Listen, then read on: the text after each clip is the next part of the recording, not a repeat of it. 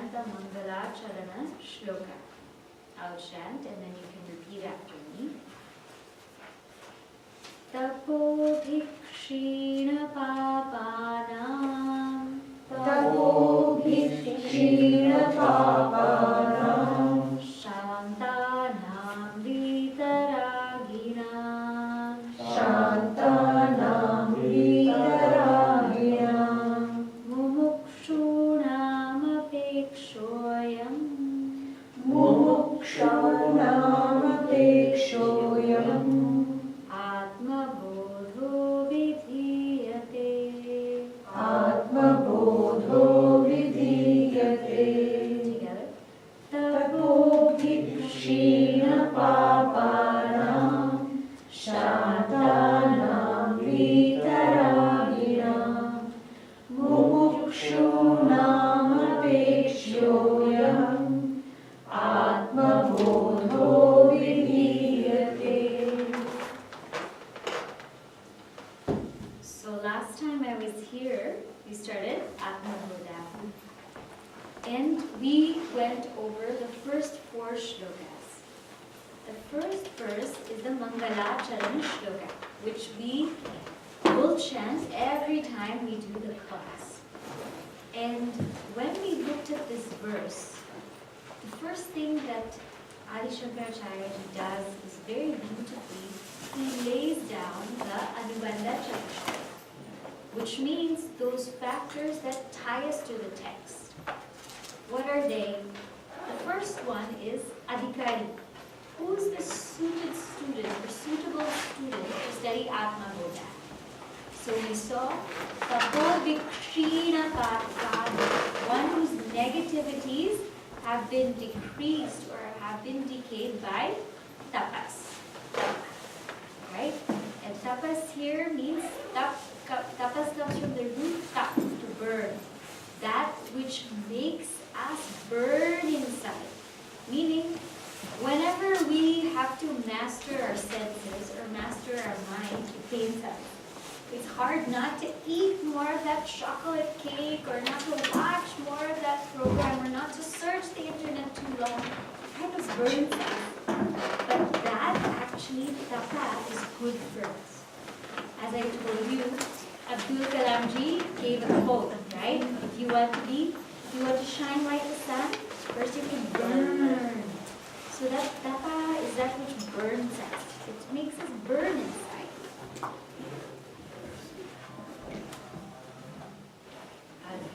So tapa makes us burn inside. So how is it that one is able to practice tapaha? Because they are shanta.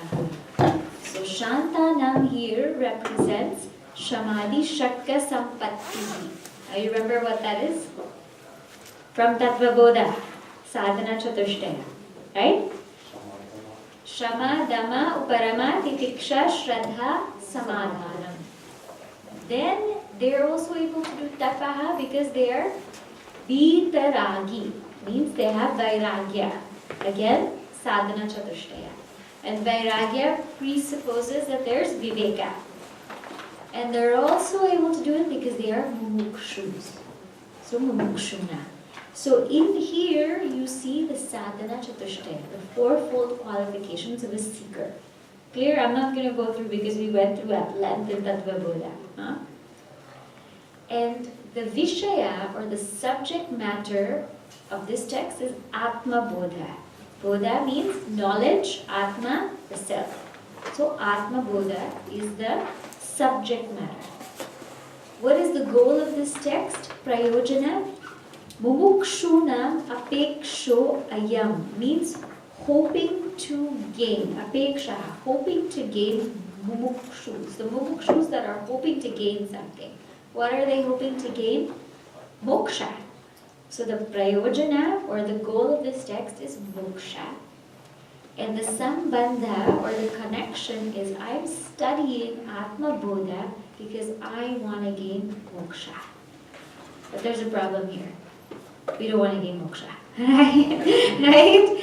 Means not many of us would want it. We're just not ready for it yet. Right? So this text is semi-preparing us that what it can do is, maybe if we don't want moksha yet, maybe it'll kindle a little bit more of that fire in us for us to gain moksha. And as I defined moksha before, it's swaswarupa avasthana. Abiding in one's own self is called moksha. Okay? So with that, we completed the first verse. So you see how the first verse tells you everything. What kind of student, what is the subject matter, what is the goal, and why am I studying the text. Once all this is clear, then you will pick up the book. Otherwise, if you're not interested in this, then you won't pick up the book. Now we will read verses 2 through 4, and then we will review that before we go ahead. Okay. Do you want me to chant first and then you chant? Yeah. Okay. Bodhonya sadhanebhyo hi Bodhonya sadhanebhyo hi sakshat mokshaika sadhanam Sakshat mokshaika sadhanam pakasya vahnivajnanam Pakasya vajnivajnanam vina moksho na siddhyati. Vina moksho na siddhyati. Together. Bodhonya sadhanebhyo hi Sakshat mokshaika sadhanam Pakasya vajnivajnanam Vina moksho na siddhyati. avirodhitaya karma Avirodhitaya karma na vidyam vinivartayet Na vidyam vinivartayet vidya vidyam nihantyeva Vidya vidyam nihanteva tejastimirasanghvat Tejastimirasangavat avirodhitaya karma Na vidyam vinivartayet Vidya vidyam nihanteva Tejastimirasangavat parichinna iva jnanat Parichinna iva jnanat tannashe sati kevalaha Tannashe sati kevalah swayam prakashate hyatma Swayam prakashate hyatma meghapayem shumaniva Meghapayem shumaniva parichinna iva Jnanat Tannashe sati kevalah Swayam prakashate hyatma Meghapayem shumaniva. So as we're learning the study, we'll also learn the shlokas. And next time when I come, 3:15 shlokas should start. 3:15 shlokas should start so that this starts getting in the system. So in verse number 2, what did we see? Bodho anya sadhane bhyohi means other than the means of knowledge, there's no other direct means. Knowledge alone is the direct means to moksha. Just like how pakasya vahniva, just like for cooking, the direct means is fire. Jnanam vina moksho na siddhyati.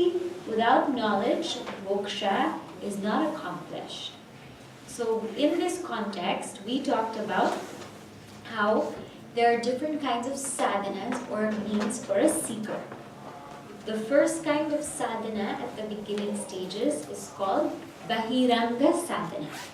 Bahiranga sadhana means karma yoga, bhakti yoga, all of the, taking a vrata, going on a pilgrimage, doing japa, chanting the Lord's name, listening to katha, all of this counts as Bahiranga sadhana. And the purpose of Bahiranga sadhana is Chitta Shuddhi, purity of mind, and Chitta Ekagrata, to establish single-pointedness of mind. Once that is there to enough of an extent, one moves on to doing a little bit more Antaranga sadhana. Antaranga sadhana is Shravanam, Mananam, and Nididhyasana. And then after that, the higher layer is called Sakshat sadhana, where there is the direct experience of the self. This Sakshat sadhana is the direct means to liberation. So all other means to liberation are just helping, they're just aids. But the direct one, what's going to really spark it is this Sakshatkara. Now, some of you might say, but I read in Bhagavatam that somebody got moksha. They got moksha here, they got moksha there. That kind of moksha is not this moksha. That kind of moksha is they'll get sarupya, means they will be with Bhagavan, or they'll be in the same loka as Bhagavan, they'll be in the same place as Bhagavan. Means they will revel in goodness, but again they'll come back. That's a relative moksha. It's not absolute moksha. Absolute moksha can only be gained by knowledge and no other means. So this book or this text is a text of very straightforward, simple principles with examples. So that was this number 2 that we saw. Then a seeker might ask, well, what about karma? Why can't karma give moksha? So in verse 3 we saw avirodhitaya karma, because karma is not opposed to avidya. It's not opposed to ignorance. So karma cannot take away ignorance because it's not opposed to it. But what's opposed to it is knowledge. Because knowledge is opposed to ignorance, like light is opposed to darkness. Therefore, knowledge can remove ignorance. Why can't karma remove ignorance? Because, as I mentioned to you, karma can do 4 things. Utpadyam, karma can produce. Apyam, karma can make you gain. Samskaryam, karma can purify. Vikaryam, karma can modify. But what about this Atma? Do we need to produce Atma? Definitely not. Do we need to gain Atma, bring it from somewhere? Definitely not. Do we need to purify it? Atma is that which is Nitya Shuddha. And do we need to modify it? Atma is Avikari. It's beyond all modifications. So karma has no access to gaining knowledge, to removing ignorance. Karma has no access to removing ignorance. So for this reason, karma is not a direct means. But karma is still helpful. Someone might put an objection. Isn't Shravanam, Mananam, Nididhyasanam, aren't they a karma? When you come here, isn't it a karma? Listening, isn't it a karma? So we do not call it karma in that context because the karma, it's not bringing something new. As I explained, karma is one that produces something, makes you gain something, makes you purify something, makes you modify something. When we engage in jnana sadhana, like Shravanam, Mananam, and Nididhyasanam, it's not bringing or creating anything new, it's revealing the self. Shastra is nyapakam natukarakam, means it does not create anything new, it just reveals what's already there. So in that regard, Shravanam, Mananam, and Nididhyasanam are not considered a karma because they're not bringing anything new. They're just revealing who we are. Atma is Atma. Atma will not change. What happens when we start studying, the definition of Atma changes. Because before study, what do I think? Atma is the body. Atma is the mind. Atma is this individuality. So before study, I have all kinds of notions. But after study, then the definition of Atma changes, that Atma is the self. Right? So in this context, karma cannot remove ajnana. Then we saw in verse number 4 that, but why is it that I feel limited? Parichinna. I feel limited. I feel limited because of ignorance. What ignorance does, see, the power of ignorance is it makes me feel like I am so limited, like I am strictly this body. It makes me feel like I am this mind. It makes me feel like I am fair, I am dark, I'm fat, I'm thin, I'm smart, I'm not. It makes me feel all these things. But actually my nature is aparichina. It's infinite. But because of the ignorance, I identify with that which is finite. So here it says that that knowledge, when it dawns, it removes this notion of finitude. How? Can you give me example? Like the sun, right? The sun here represents Atma, right? And the cloud represents ignorance, ajnana. What happens is that, can the cloud actually cover the sun? No. So ajnana can't actually cover Atma, as though it's covering Atma. And how do we see that ajnana? Because of the sun only you can see the cloud.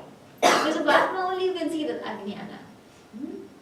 So once we get that knowledge, it removes that ignorance, and Kevalaha Atma shines, just like the sun. Now this word Kevala is a technical word. Okay? It will keep coming in Vedanta. So Kevala means something that is non-dual. And what do you mean exactly? It means in Sanskrit, Sajatiya, Vijatiya, Swagata, Bheda, Rahita. And I'll explain to you, so it's not rocket science, don't worry. I have to tell you the Sanskrit so that we're used to listening to it, because in case you listen to something else, then you will pick it up. Sajatiya. Jati means species, right? It's easy. Kula, Gotra, Jati, right? Sajatiya means same species. So for example, if you take trees, there's a mango tree, there's an apple tree, there's an orange tree. So there is bheda. There are differences within the same species. This is called Sajatiya bheda. Vijatiya bheda.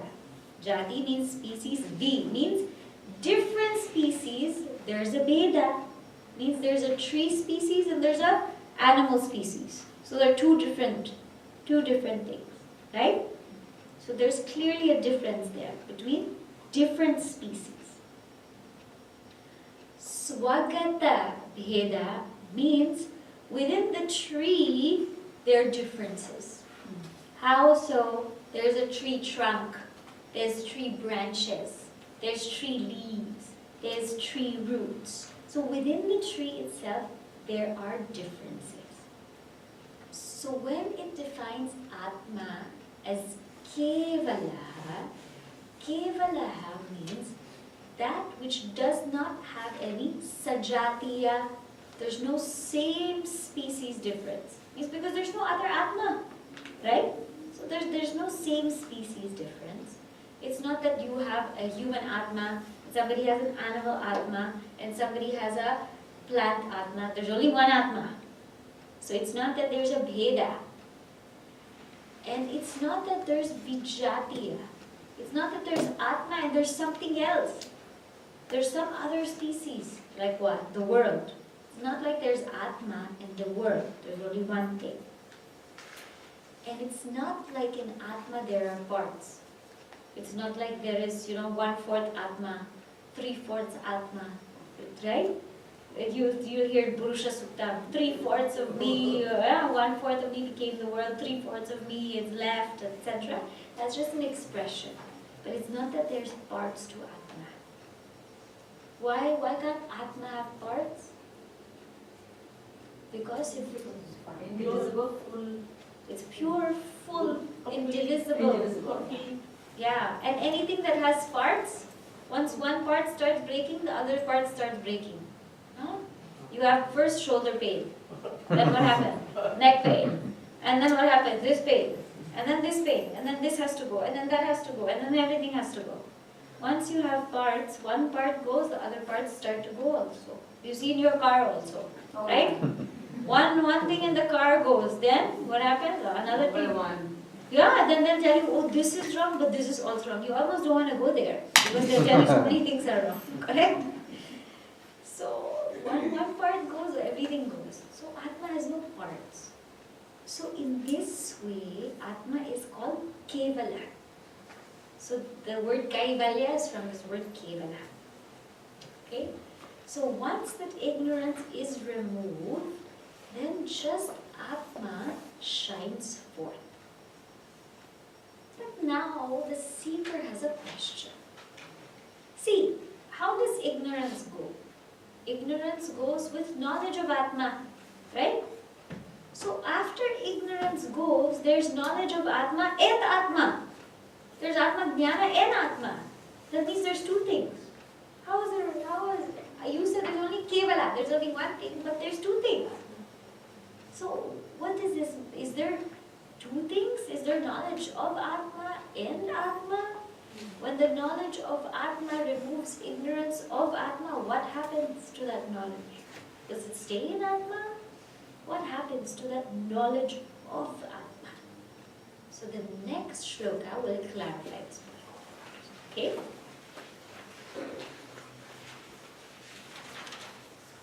Ajnana-kalusham jivam Ajnana-kalusham jivam Jnana-bhyasad-vinirmalam Jnana-bhyasad-vinirmalam Kritva jnanam swayam nashyet Kritva jnanam swayam nashyet Jalam katakarenuvat Jalam katakarenuvat Ajnana-kalusham jivam Jnana-bhyasad-vinirmalam Kritva jnanam swayam nashyet Jalam katakarenuvat. So it says here, Ajnana-kalusham jiva. Jiva, this reflection, manifestation of consciousness associated with these upadhis or these conditionings, this jiva is defiled by ignorance. Ajnana-kalusham is like stained by ignorance. Because of this ignorance, it associates with all of these things. And what happens is, jnana abhyasat, by constant abhyasa means practice of jnana, of knowledge, vinirmalam, it becomes very, very pure. Who becomes pure? Atma or Jiva? Jiva. Atma is ever pure. Huh? Jnana kritva, once that self-knowledge takes place, swayam nashyet, it itself goes. How? Jalam kataka renu vate, like this kataka nut in the water. So what does this mean? So first we'll understand. First we'll understand the example. Kataka. Kataka is a nut. Renu is a powder. In the olden days, I definitely wasn't there. Maybe some of you were there. But when the muddy waters used to come, when the rains used to shower and everything like that, and the muddy waters used to come down the mountains, they used to gather in the river. So in the river, the water is like slightly muddied water. And people would go, back in the day, would fetch water from the rivers.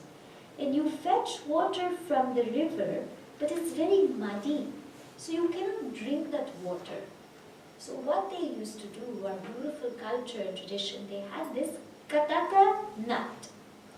You put that there in that water, and what happens, it takes all the dirt. It takes all the dirt of the water, all the mud, and it sticks to it, and then it becomes very heavy, and then that goes to the bottom. It recedes to the bottom of that water, so what's left on top is clean water. Then you decant that water and you drink that water. So that was the kataka nut. Nowadays they use alum, I think, to do that, no? Yes. So to clean that water, they used to put this kataka nut. So now what it's saying here is, when self-knowledge takes place, it itself dissolves. So only Atma remains. What do you mean self-knowledge takes place? See, first we know is the step of Shravanam, right? Listening intently. Jnana Bhyasa here means Shravanam, Mananam, Nididhyasanam, and Samadhi. All four. Then Mananam takes place. Then Nididhyasanam means that Sajatiya Pravaha Vritti, that same, when I am focusing on that thought. What thought? Brahmakara Vritti. This is called Brahmakara Vritti, means the thought of the form of Brahman. Brahman has no form, but the thought of Brahman. When in Shravanam, is the first time that I get this Brahmakara Vritti. I understand slowly that I am Brahman. Slowly I understand. When I reflect, it becomes deeper. The understanding becomes clearer. When I sit and contemplate on it, it becomes even deepest. And I just contemplate on that vritti, aham brahmasmi, and it's a straight flow. It's a constant flow. It's not like aham brahmasmi. Did they make coffee yet? Aham brahmasmi. What time is it? What time is it? It's not like that. Not like that. Huh? It is very, very constant. Constant to the point that that vritti, it becomes so subtle that it is running on autopilot. It becomes so subtle, it becomes a sukshma vasana. And that vritti itself dissolves and becomes part of me. So self-knowledge doesn't end with thought. It's not because I had the thought, I'm Brahman, I'm realized. Definitely we're not realized. That thought has to be actualized. That thought has to be made very subtle to become part and parcel of us. And that thought itself dissolves in the self. This is called sakshatkara. This is called the direct experience of the self. When that thought is so effortless and subtle that it becomes one with me. And if you remember, Swami Ramakrishna Paramahamsa, I gave you this example. As the salt doll becomes one with the salt, right? The same example. That katakarenu, that nut, becomes one with the water and removes that dirt also. So there should be there's no duality. It's not that I have the thought of the self and then I have Atma. That thought itself dissolves. So what does this mean for jnani, for somebody who has knowledge? What does that mean? After one has knowledge, they don't have to keep thinking, I am Brahman, I am Brahman, I am Brahman every time. They don't have to keep entertaining that thought, because that thought has become so much a part of them. Just like you and I don't have to keep entertaining, I'm a man, I'm a man, I'm a woman, I'm a woman. Nobody needs to entertain that thought. You don't need to entertain, I don't need to entertain, I'm Shubhani, I'm Shubhani, I'm Shubhani. No. In the beginning I had to entertain it when they changed the name. You have to entertain it. After that it's like one with you, right? So the same way for jnani, for one was realized they don't have to go on thinking they're Brahman. So because there is this shloka in Bhagavad Gita, chapter 8, whatever you think of at the time of death, that's where you go to, right? For jnani, they don't even have to have the thought because it's already part and parcel of them. It's already, it's their nature. It's their nature. Does that mean that they won't think of Brahman? Of course, they'll sit, they'll write about Brahman, they'll write shlokas, they'll talk about it, they'll think about it, but they don't need to entertain any Brahmakara vritti anymore. They don't need to do that. They don't need the thought of Brahman to know that they are Brahman. This is the difference. For us, we need to practice that Brahmakara vritti. We need to keep entertaining that thought because it's still new, you know? It's kind of like when you had your first child. Or instead of Brahmakara vritti, you have to give them their name. So many times you have to tell them, you are Raju, you are Raju, so many times, abhyasa, every day. And then they'll be like, me, Raju, and they'll keep entertaining that thought. After some time, you don't need to tell them anymore. They got it, right? It's part and parcel of them. Like that, for a realized person, it's part and parcel of them. So this ajnana kalusham, jivam, is jiva which is stained with ajnana, because of the ajnana they identify with such finitude. Jnana abhyasa nirmalam. Through Shravana, Manana, Nididhyasana, Samadhi, they realize that they are ever pure. Not that they become pure, they realize that they're actually ever pure. Kritva jnana. Once this knowledge takes place, swayam nashyet. Even that Brahmakara vritti goes.